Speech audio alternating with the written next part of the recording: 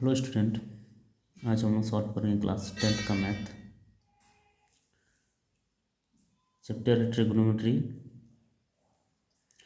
प्रश्न है 2 tan square 45 degree plus cos square 30 degree minus sine square 60 degree. तो चलिए हम लोग इसको सॉल्व करते हैं।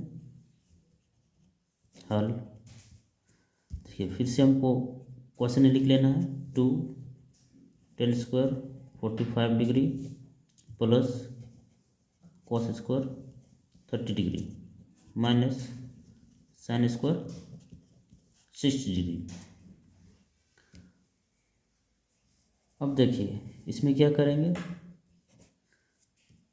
2 tan स्क्वायर 45 डिग्री है, तो हमें tan 45 का मान पता होना चाहिए।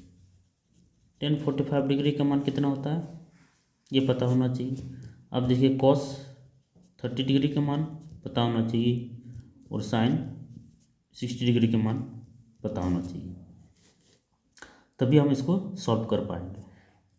तो देखिए 2 कुछ नहीं लिखा हुआ डॉट है, तो हम गुना लिख सकते हैं। 2 इंटू tan 45 का मान कितना होता है 1 होता है। कितना होता है 1 होता है, तो यहाँ 1 लिखेंगे। अब हम लोग देख पा रहे हैं कि 10 के ऊपर में क्या हुआ है 2 लिखा हुआ है, यानी स्क्वायर लिखा हुआ है, तो इसको हम ब्रैकेट करके ऊपर में 2 होल स्क्वायर कर सकते हैं।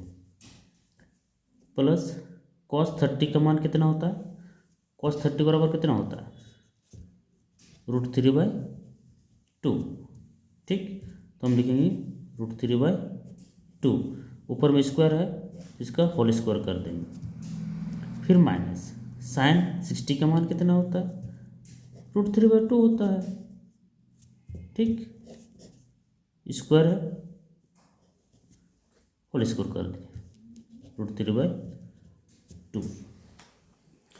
ठीक, अब हम आगे सॉल्व करेंगे इसको। 2 अब देखो 1 का स्क्वायर क्या होता है 1 इंटू 1 ही होगा। 1 का स्क्वायर यानी 1 का पावर कितना है 2 है, तो इसको 1 इंटू 1 2 बार लिख सकते हैं, तो 1 का स्क्वायर 1 ही होगा।